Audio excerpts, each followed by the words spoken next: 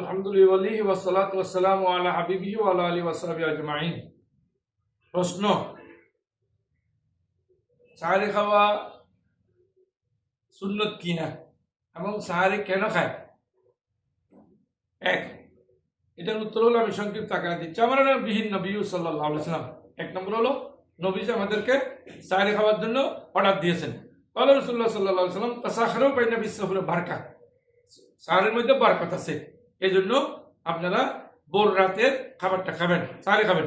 দুই, সাহারি খাইলে শক্তি সঞ্চয় হয়।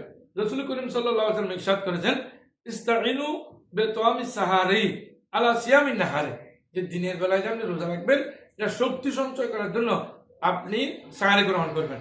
তিন, দিনের বেলায় ঘুমাইতে এবং রাতের বেলায় সাহারি খাওয়ার জন্য রাসূল করিম সাল্লাল্লাহু আলাইহি ওয়াসাল্লাম কিছু আরাম করার জন্য রাসূল করিম সাল্লাল্লাহু আলাইহি ওয়াসাল্লাম বলেছেন, এবং কিতাবেও এসেছে যে আপনার দিনের বেলায় কিছুক্ষণ ঘুমাইলে রাতের বেলায় যদি আপনি একটু কিছুক্ষণ আপনি সাহারির জন্য উঠেন, তাহলে আপনার জন্য স্বাস্থ্য ভালো থাকবে।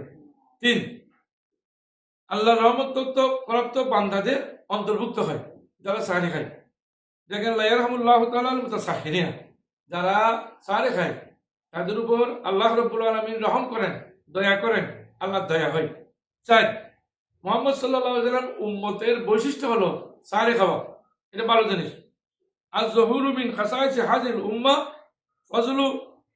ফজলু মা বাইনা সিয়ামিনা ওয়া সিয়ামি আহলিল কিতাব, যে আমাদের আহলে কিতাব এবং আমাদের এই রোজার মধ্যে পার্থক্য হলো ওরা সাহারি খায় না আর আমরা সাহারি খাই। কারণ সাহারি খাওয়া খুব ভালো, জাকলা তো সাহারে, যে এখানে সাহারি খাওয়ার কথা এসেছে হাদিস শরীফে, ওরা খায় না আমরা খাই। পাঁচ, ইন্নাল্লাহু ওয়া মালাইকাতুহু ইউসাল্লুনা আলাল মুতাসাহহিরিন, যারা সাহারি খায় আল্লাহ রাব্বুল আলামিন তাদের উপর দয়া করেন, রহম করেন, আল্লাহ রাব্বুল আলামিন তাদের প্রতি করুণা করেন। কারণ আল্লাহর করুণা পাওয়ার জন্য সাহারি খাওয়া আমি মনে করি অত্যন্ত জরুরি একটি জিনিস, এবং সাহারি খাইলে মানুষের মন্দির ফেরেশতাকে রাসূলের সুন্নাত আদায় হয়ে ওঠে।